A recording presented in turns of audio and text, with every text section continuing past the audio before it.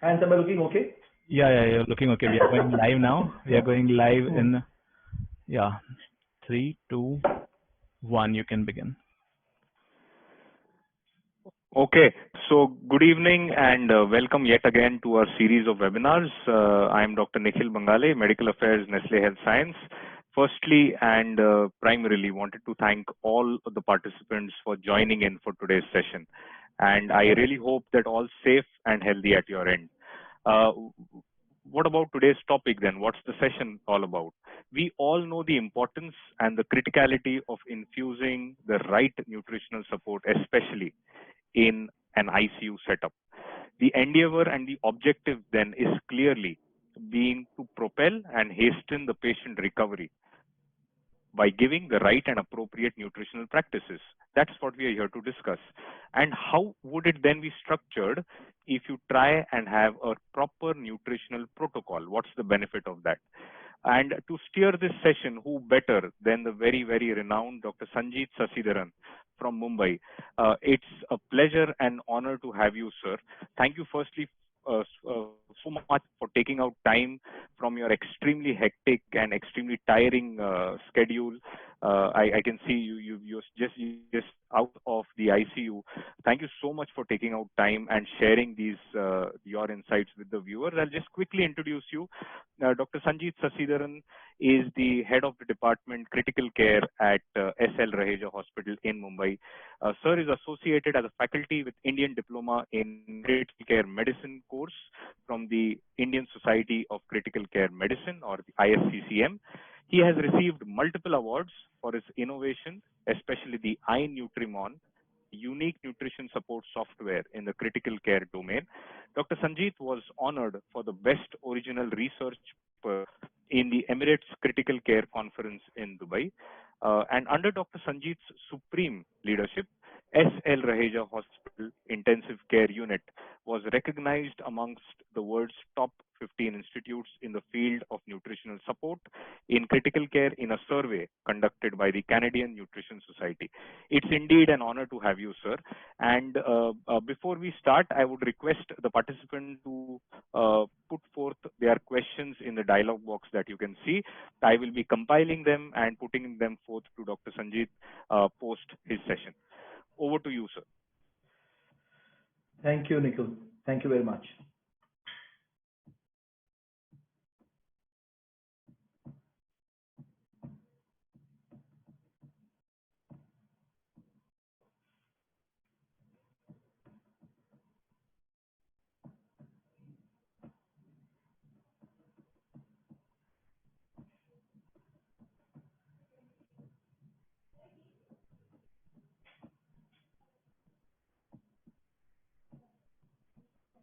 All right. Yes, sir. Slideshow mode, and you can continue. Yeah. So thank you very much to Nestle Health Sciences and DocMode for putting this initiative ahead at this a very trying and testing time for the whole of India, rather the whole world. I mean, we are in the middle of pandemic, and here is where all our knowledge, our experience, and care would go a long way to improve mankind, really. So if you look at the coronavirus situation report that is released today, it shows that it's really spreading like mad right from the time of 30th December. If you look at 13th April, you've got a large number of countries, and America features quite high up there. So we have almost 19 lakhs or 1 crore 19 lakh 91,199 1562 total number of patients today, and a large number of deaths that have taken place because of this all over the world. 202 countries affected and counting still. Well, what happens in India? This is what's happening in India as of now. So this is the situation report that was released in India on April 12th. Every 4 days they release a report. The next report will probably come tomorrow, where India notified a COVID epidemic on 14th March, and we've really been going up really leaps and bounds in this case. And on 12th April, we had 8,447 confirmed cases, 273 deaths, very, very tiny testing times. And this is what it is till yesterday. So it's just gone up. I mean, look at on the 1st of February to 15th of April, we now are standing at 12,380 cases. That is in spite of sampling so less. We are really going up. And if you look at this, this is very, very peculiar. We are having Maharashtra going up more than any other part of India. So if you look at it, Maharashtra is going up crazily up. We've got a large number of patients coming in from Maharashtra. And if you look at Maharashtra, it's India, it's Mumbai. Mumbai has 1,896 total cases. I mean, it's crazy to have so many cases at one particular place. And we are grappling with a large number of very, very ill patients. If you look at the case distribution, what is very interesting is it's a case group between 20 to 40 age that are really getting the larger amount of infection that we're picking up. Very clearly, the age group between 20 to 40 seems to be the category of patients that are getting infected quite quickly. It's probably maybe because of the fact that they're more mobile, and in spite of having these lockdowns, they probably are roaming around is what it looks like. But what's more interesting is it is the category from 50 to 80 that are dying. In fact, look at the mortality rate of those patients of above 50. It goes up steeply, 13%, 21%, and 22.2%. I mean, it's 1 in 5 dying. That's just too much. It's too much of a mortality in the age group that lies between 50 and 80. And if you look at this survey that came out from Pune a year before last, it said that the maximum malnourishment seen in adults is in that particular age group. That's somewhere between 60 and 80. This indicates that there's something to do with malnourishment and the age of these people who are dying. So there is some sort of relationship, and probably at the end of this epidemic, maybe a year or two later, we probably see this kind of relationship coming up. But certainly among the adult population, it does appear that the 59 onwards till 80 age group is the one that are more malnourished, and similar to that, this is the same age group that are dying in the COVID epidemic. Now, what's this COVID all about? And since this is a nutrition update, it's very important to understand COVID, to take COVID in the background to understand this part of nutrition. Well, it is extremely hyperinflated inflammatory condition, which causes an extreme release of cytokines, interleukins, specifically interleukin 6. And this per se is known to cause a large number of problems in our patients. And if you know very well, that would probably lead to hypermetabolism, hypercatabolism, and all the problems that are associated with COVID-19, specifically akin to something called as a cytokine storm that occurs when interleukins go up very, very high up. And this per se causes probable hypermetabolism, probable an increase in the BMR, and probably causes huge catabolic load on the body, causing muscle wasting is what it looks like. Well, if you look at a study that came out from a systemic review, it is again saying the same thing. The more complicated the patient is, the higher the interleukins. Very clearly showing that it is a hyperinflammatory state, and it's not like any other viruses like the SARS or the MERS or something like that. This is something very, very different and peculiar. Large number of inflammation, large amount of IL-6, and probably a hypercatabolic state. This might be the one that is dropping down the nutritional value of this particular patient, and hence this consequence of an excessive host immune response and autoimmune injury may be leading to this extreme malnourished state that occurs post the 3-4 weeks of ventilation that we've seen in China, in Italy. We are now seeing in India, things like that. So this intense cytokine storm leads to the collapse of the homeostasis, leading to the manifestation of ARDS. Okay, so this is what COVID is all about. Well, what does that do to nutrition? Well, it does cause increased calorie expenditure. Now, you will see data from my institute very quickly on the calorie expenditure. We've, at the moment, very few number of cases, but as time goes, we're going to see this data coming up from my institute. because we do monitor indirect calorimetry and you know the calorie expenditure coming up. Okay, it does have adverse effects on pulmonary systems. Now, this is very, very important because when you say nutrition, we're looking at carbohydrate loads, we're looking at carbon dioxide production, we're looking at consumption of oxygen, and things like that is what you're looking at. Hence, probably designer nutrition might be of benefit in this kind of a situation. They promotes loss of lean body mass. It's to the tune of around 15 to 16 kilogram body weight loss is seen in patients from China, and they've documented almost 20% weight loss among people coming out of 2 weeks of ventilation. It's amazing. It's amazingly catabolic is what it looks like. And this per se dysregulates immune function. So this probably is one of the impetus that nutrition has, where nutrition can be used as therapy to try to prevent the dysregulation of immune function in these cases. So what's different in nutrition and COVID? Well, what we're now doing is cluster care.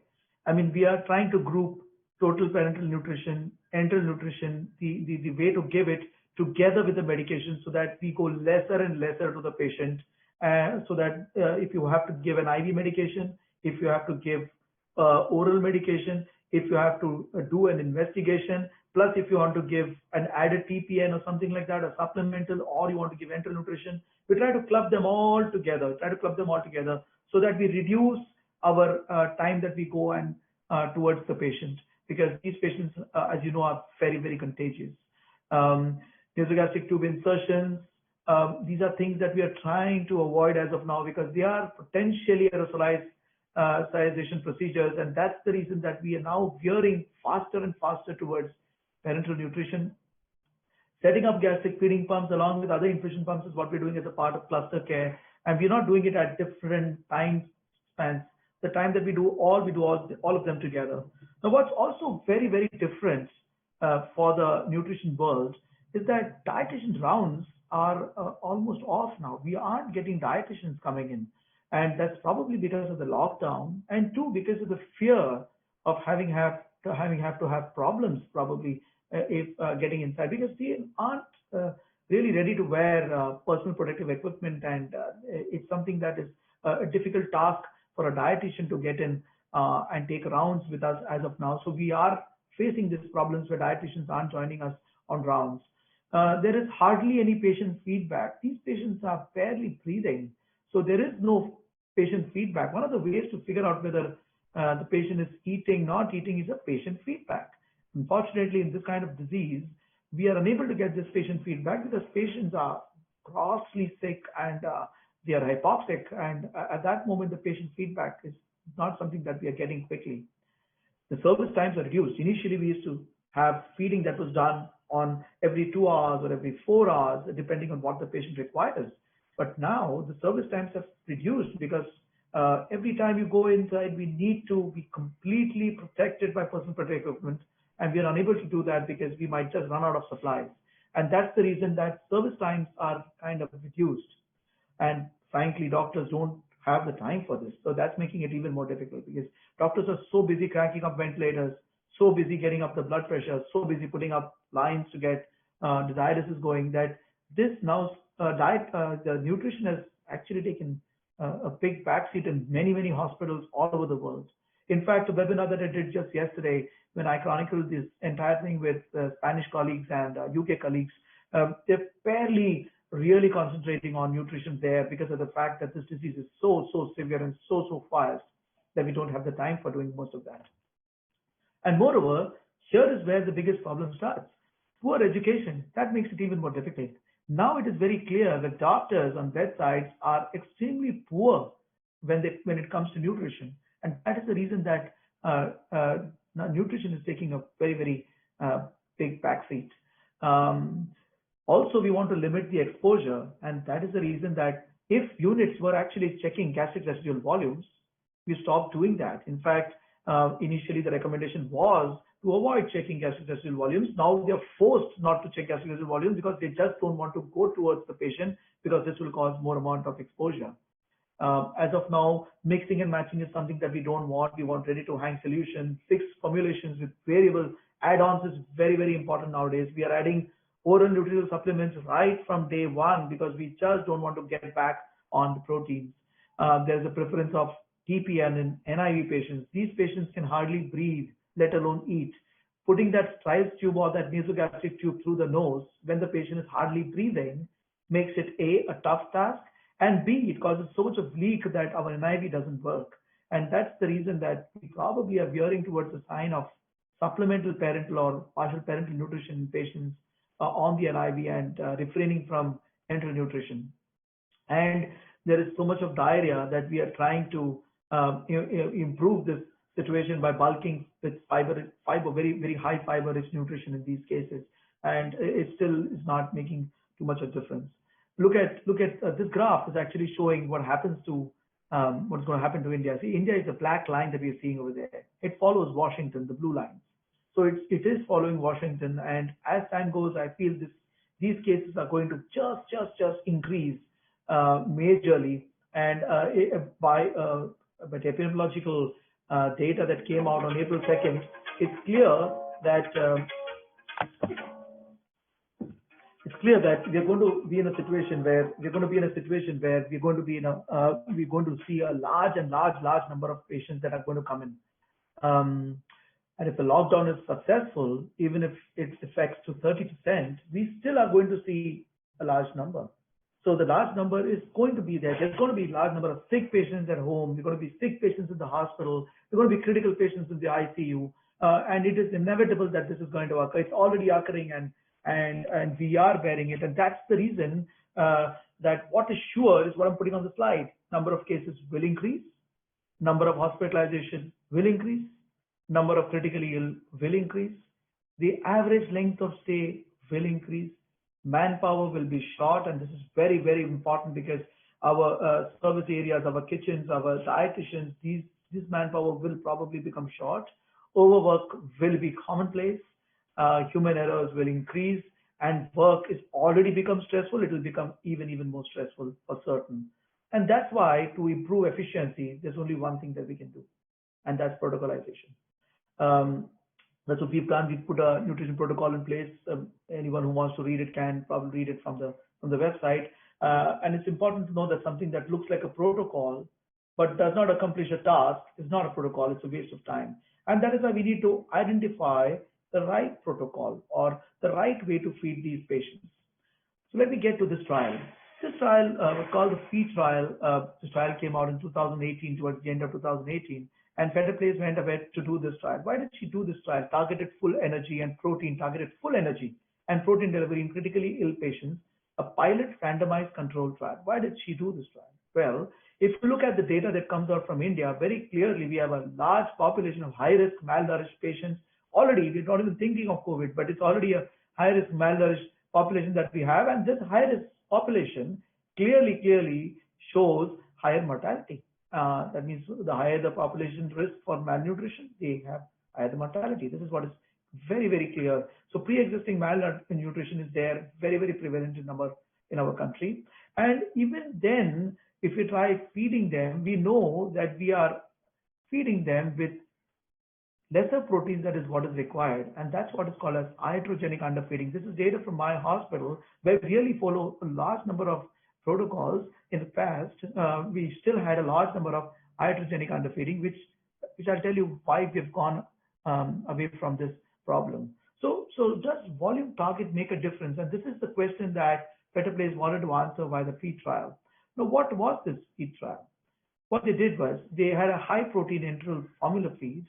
The nurse's order included a volume target. That means a volume target was delivered over 24 hours. That's what they were given, the volume target. At 4 p.m., the nurses assessed the volume remaining. So what would have happened was patients were going to the scanners, patients were going to get some procedures done, and feeding was stopped. But at 4 p.m. every day, the nurses assessed the volume remaining. And then the delivery was done over the next 8 hours with a max rate that was capped at 150 ml per hour. And they looked at the admission diagnosis, the Charlson Comorbidity Index, CAS Activities of Daily Living Index, Apache 2, 3 SOFA, duration of ICU, hospital admissions, discharge destinations, then survival at 28 and 60 days were recorded. I mean, they looked at very, very hard points when they looked at this trial to understand whether volume-based protocol, whether that makes a difference. In this trial, they looked at a large number of patients that were excluded, surprisingly, in this trial, and they went up to only 30 plus 30 in both the arms that looked at volume-based feeding versus the usual feeding. And when you looked at the intervention and stand, the intervention here is volume-based feeding, the groups were very, very well matched for age, for sex, for body mass index, for Apache scores, CAS activity. So there was nothing wrong with the way they randomized these patients. They were very, very well matched, and we were comparing apples to apples. It was not a wrong comparison. What they did find was something phenomenal. They did find that the protein delivery grams per kilogram did go up very, very to very, very high amounts. I mean, they were initially at 0.6 with standards, and they started going up to 1.2 to almost 1.5 gram per kilogram, which is it's amazing. And this didn't cause a huge change in the calories. So this is what we want: higher proteins, lower calories. Now, when they looked at the data as to the outcome variables, what they found was there was hardly any difference between patients who were fed by volume-based feeding versus the ones that were standard fed. I mean, with respect to intolerance, there was nothing to think between them. Both were absolutely the same. What they also found was there was no increase in diarrhea among both the groups. That means both those groups, irrespective of the volume-based feeding or the standard nutrition, they were comparable, indicating that if you were to increase volumes, it doesn't cause diarrhea. Now, this is what the entire world feels. I mean, this is what surgical world feels. You increase the volumes and the patient will have diarrhea. But that is not what occurred in this trial, very clearly indicating that what we've been doing all these years by just increasing volume and thinking that was diarrhea was actually wrong. In fact, when you increase the feed, it probably increases the protein load is what it looks like, at least by this study, very clearly indicating an increase or the mid-arm circumference didn't really change at all. In fact, it increased in the intervention arm. I mean, it did not decrease too much in the intervention arm, indicating that these proteins were getting assimilated. Very similar to that, the hospital length of stay, such an important metric, it changed quite a bit, and the length of mechanical ventilation days did change. So what we infer from here is volume-based feeding causes more protein delivery. It does cause a little bit more energy, but not commensurate to that of proteins. There is a reduction in loss of muscle mass, and there is reduced malnutrition and discharge. So this is certain that volume-based feeding does definitely do something. So there's another trial that was subsequently done, a feed-me trial. This feed-me trial also did something very similar to this. And what they found out, rate versus volume, the graph on the right is the volume-based protocol, where they found out that the percent of volume delivered was towards 80 to 100% when they actually did the volume-based protocol. Whereas when they did the rate-based protocol, it did not attend to around 80 to 100%. They started at 30, 40 and slowly started building up to 100% at what it looks like.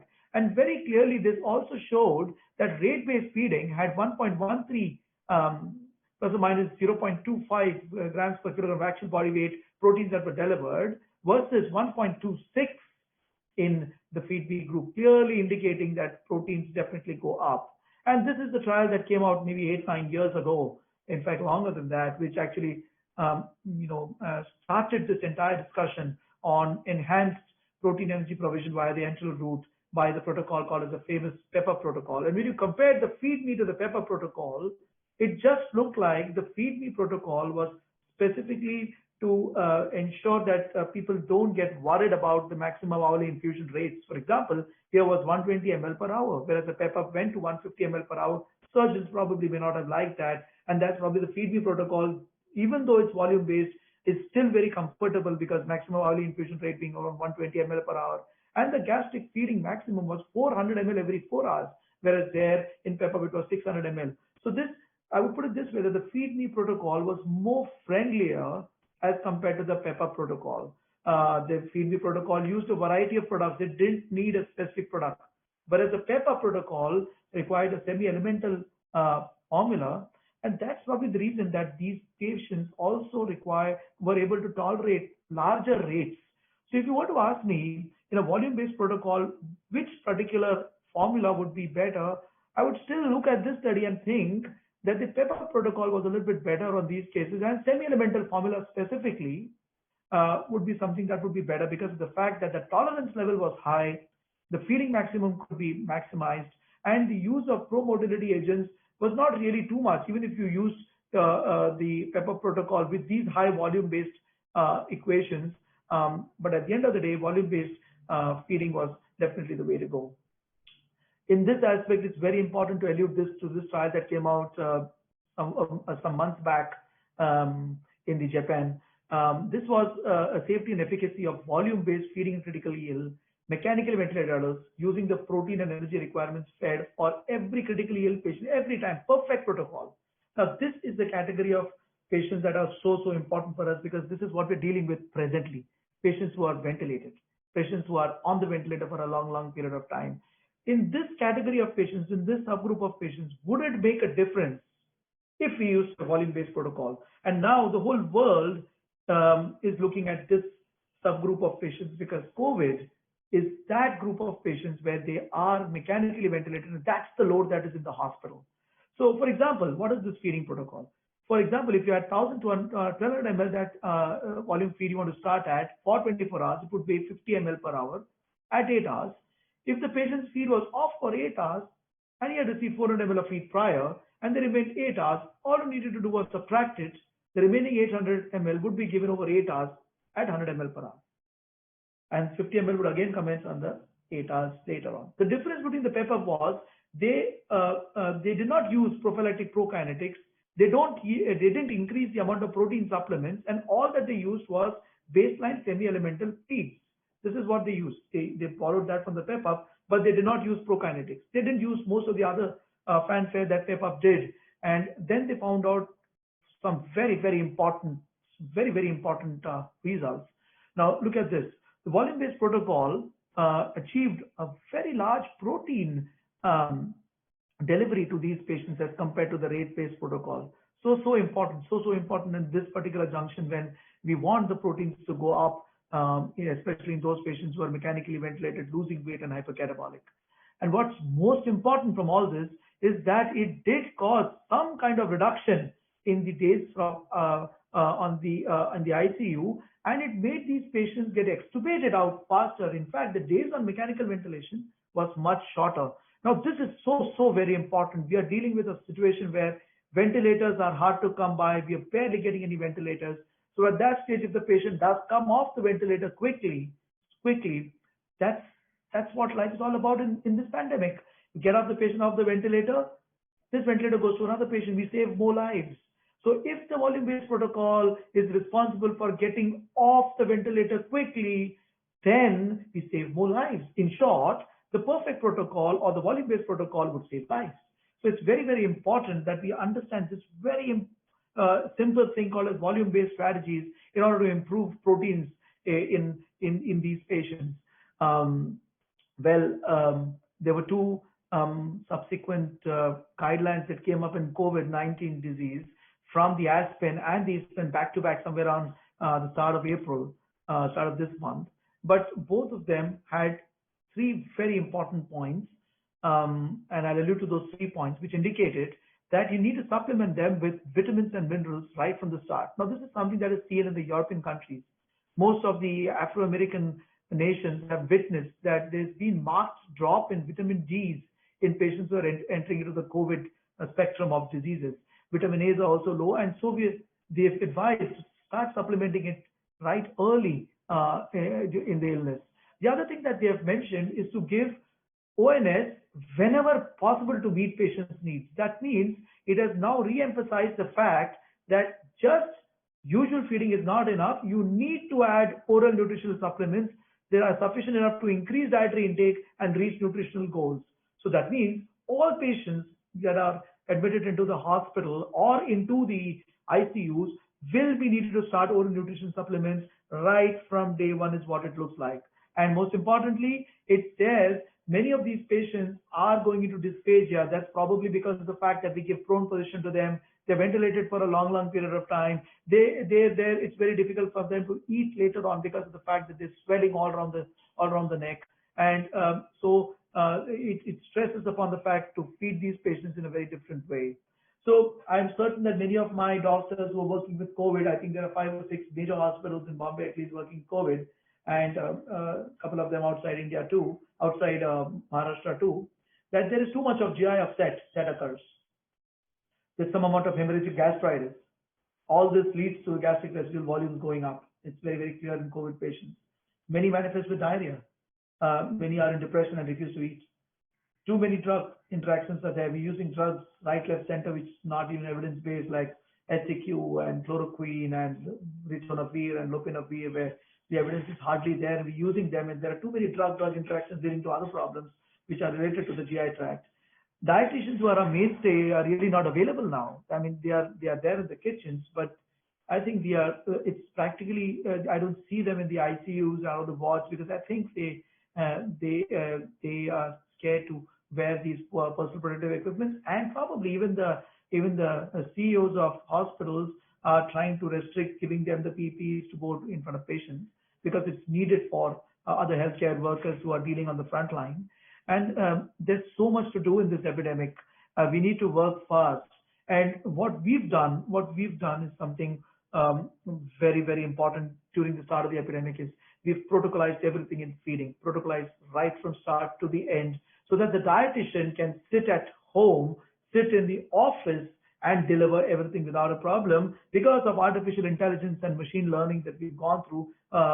Protocols. This is the protocol that we're using. Of course, if you want to read this protocol, you can go to the website called as drsanjit.com. A simple protocol to be used, volume-based, in order to improve the protein load that is getting into the patient.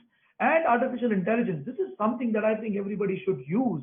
I think every dietitian should use this, because of the fact that this is completely away from the ICU, completely away from the bedside, completely away from everywhere. I mean, with this, you can calculate, you can suggest, you can define, and you can monitor these patients sitting in the comfort of your room, away from those patients who are contagious, and deliver a nutrition chart bedside only for the nurse to use it, limiting PPE, limiting the number of people going bedside, and thus achieving our FAR goals, which indicates proteins and volume-based nutrition. I think this is something that has helped me quite a bit. I mean, I didn't think that this would be of so help, but at this moment, I can vouch for the fact that the iNutriMon has definitely helped me. It's not because I was part of the invention here, but it's because it is helping me at this particular moment to ensure adequate, perfect monitoring and optimization of nutrition in my ICU. Well, I'm telling you, I'm going to give up data very quickly on hypermetabolism. I'm going to give up data on stages in illness, resting energy expenditure in cytokine storms and otherwise, VCO2 production, VO2 consumption. Well, we're too early in the epidemic, but probably in say a month's time from now, you would see probably data coming from my center. Please watch the space. So it's very important to understand that volume-based feeding strategy significantly improved the likelihood of consistently achieving daily feed targets in all patients. More importantly, it optimizes protein delivery. That is what we have seen across the studies, across all studies. Of course, the way forward will be large multi-center randomized controlled trials to measure outcomes related to improved protein delivery, adequately powered samples for pre-specified effect sizes, a priori determining patient outcomes. Of course, there's time for this, but as of now, there is clear evidence indicating that volume-based feeding protocols will help to optimize protein delivery, which is presently the need of the hour.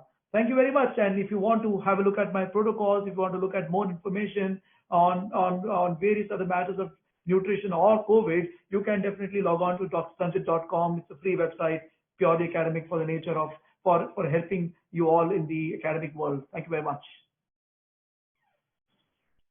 Thank you so much, Dr. Sanjit, for that talk. And I think very clearly volume-based feeding is something that is one of the imperatives today. You've clearly shown the benefits in terms of protocols and effects into practical as well as the clinical outcomes.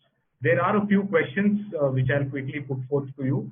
One is, what kind of supplements are preferred as first line in the ICU patients, especially in the current scenario? All right. So a very, very intelligent question and very difficult answer to give. Now, what we've noticed is we are at this moment in a trial stage. What we are doing now is we are trying different supplements.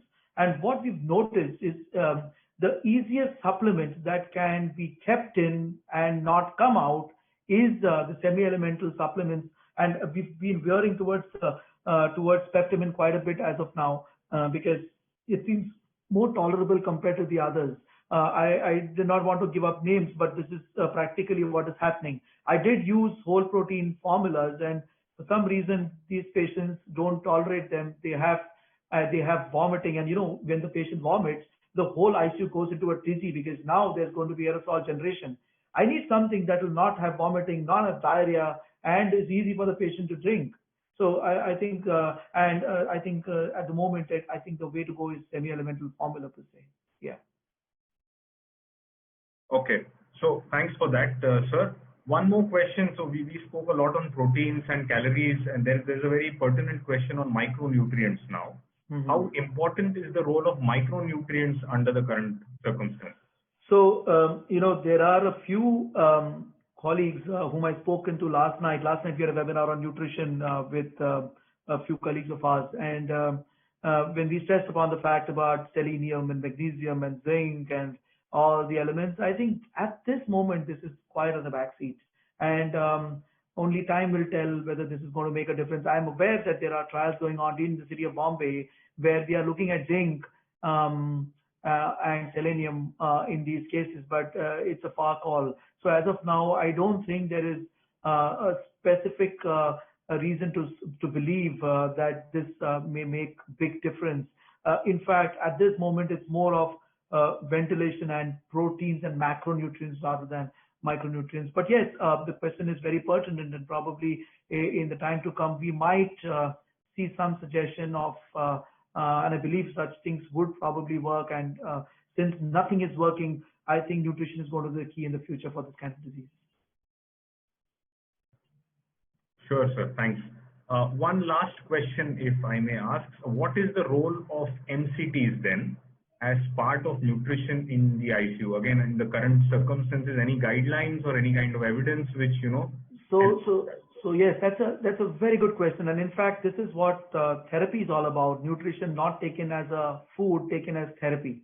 There is some evidence that is coming up from Wuhan and the Hubei province, where they actually used MCTs, and they did find out that the amount of inflammation seen post CT scans after doing CT scans was much lesser. Now, whether that was related to the MCT or whether that was related to the treatment or whether it was ventilation, we're not certain about it. But there are a few papers coming out talking about MCTs and reduction of inflammation and stuff that way. But we are too far away from the evidence in this regards too. And I think time will tell whether this is going to make a difference. Yeah. Sure. Thanks, sir. And I think I won't keep you waiting. I know that you probably want to get back, but one last question, one final question is, what's your take on conditionally essential amino acids, sir? Right. So, if you are looking at conditionally essential amino acids like glutamine, glutamine can be taken as a nutritional supplement because it's a high power, high energy kind of a protein formula that can be given even IV for that matter. It might be making a big difference now because according to the current scenario, this hypermetabolic response might make this a conditionally essential amino acids as quickly as essential as possible is what I feel. But you must understand that a small population, 10% of this population are those people who are going into renal failure, 10% of the population. So this kind of patients have to be very, very careful. You must be very careful before we go into giving the glutamine to all these patients, because you might end up with a patient who is already having renal failure, and without even thinking, if you give these patients a truckload of glutamine, you probably incite this patient going into CRRT, renal replacement therapies, and things that way. But essentially, COVID is a single organ insufficiency, and multi-system organ insufficiency is a terminal phase. So when in the event of a single organ insufficiency, it makes a lot of sense actually to use this conditionally essential amino acids like glutamine, because this might be a turning point in the future. I'm certain that the future holds a lot of promise for nutritional therapy and nutrition as therapy rather than nutrition as food. Yeah. Sure, sir. Right. I think with this, we will conclude today's session. Thank you so much once again, sir. As a frontline worker, thank you so much for all the work, phenomenal efforts, and I just hope that things will settle down globally as well as in India. Thank you so much for taking time out and giving this talk. It really means a lot, speaks volumes about your dedication towards this science. And of course, thanks to all the participants as well who took time out and attended today's session. So thanks a lot, sir. Any concluding words from you for this session? Yeah, so I say stay at home, be safe, and I don't venture out any moment, please, because that's the only thing that you can help us with. Thank you very much. Thank you, sir. Thanks.